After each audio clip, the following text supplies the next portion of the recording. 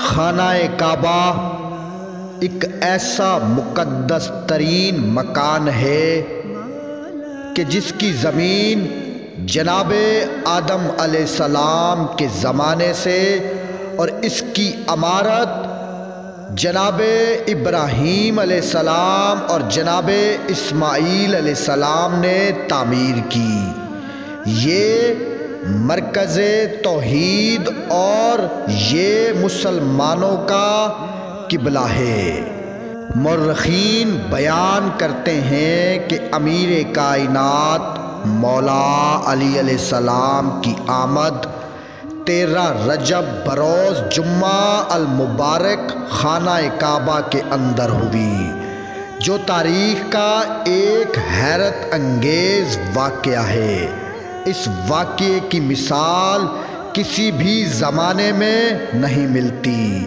امیر کائنات مولا علی علیہ السلام کے والد جناب ابو طالب علیہ السلام اور آپ کی والدہ جناب فاطمہ بنت اسد بن ہاشم بن عبد المناف کی بیٹی تھی۔ امیر کائنات مولا علی علیہ السلام جناب ابو طالب کے سب سے چھوٹے بیٹے تھے اور جناب ابو طالب علیہ السلام کے پہلے 3 بڑے بیٹے تھے، جناب طالب، جناب عقیل اور جناب جعفر۔ اور 13 رجب کو امیر کائنات مولا علی علیہ السلام کی آمد ہوئی۔ عباس بن عبد المطلب اور قبیلہ عبد الغرا کے چند افراد خانہ کعبہ کے قریب بیٹھے ہوئے تھے کہ جناب فاطمہ بنت اسد خانہ کعبہ کے پاس آئی اور فرمایا، اے اللہ، میں تجھ پر، تیرے رسولوں اور تیری کتابوں پر اور جو کچھ تیری طرف سے نازل ہوا ہے ان سب پر ایمان رکھتی ہوں۔ میں اپنے دادا ابراہیم خلیل کے قول کی تصدیق کرتی ہوں۔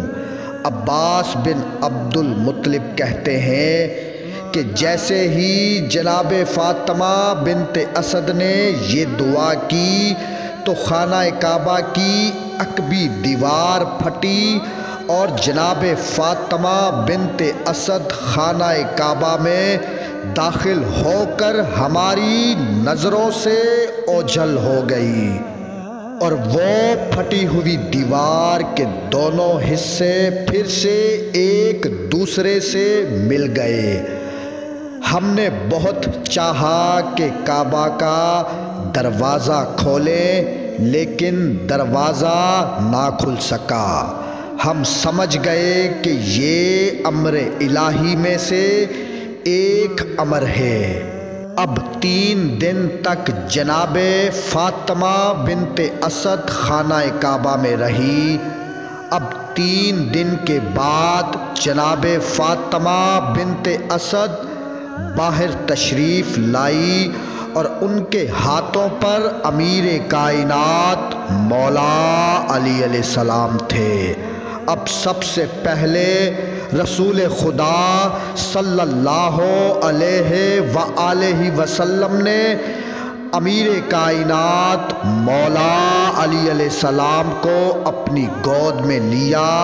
اب امیر کائنات مولا علی علیہ السلام نے آنکھیں کھولی، رسول خدا کے چہرے کی زیارت کی۔ رسول خدا نے پہلی گھٹی اپنا لعاب دہن دیا۔ اب رسول خدا صلی اللہ علیہ وآلہ وسلم نے امیر کائنات مولا علی علیہ السلام کو اپنے سینے سے لگایا۔ اب سب اہل مکہ کے لوگ مبارکباد دینے لگے۔ جناب ابو طالب علیہ السلام نے امیر کائنات مولا علی علیہ السلام کو اپنی گود میں لیا اور اپنے گھر کی طرف چلے۔ اب اہل مکہ کے کچھ لوگ جناب ابو طالب علیہ السلام سے کہنے لگے کہ اے ابو طالب، تمہیں نہیں پتا کہ مکہ کا ایک دستور ہے کہ جب بھی کوئی بچہ دنیا میں آتا ہے تو اس پر ایک سانپ چھوڑا جاتا ہے۔ وہ سانپ اگر سونگھ کر بچے کو چلا جاتا ہے تو بچہ حلالی ہوتا ہے، اگر وہ سانپ بچے کو کاٹ لیتا ہے تو وہ بچہ غیر حلالی ہوتا ہے۔ اب جناب ابو طالب علیہ السلام نے فرمایا کہ سانپ کو لے کر آؤ۔ اب وہ سانپ کو لے کر آئے، سانپ کو چھوڑا۔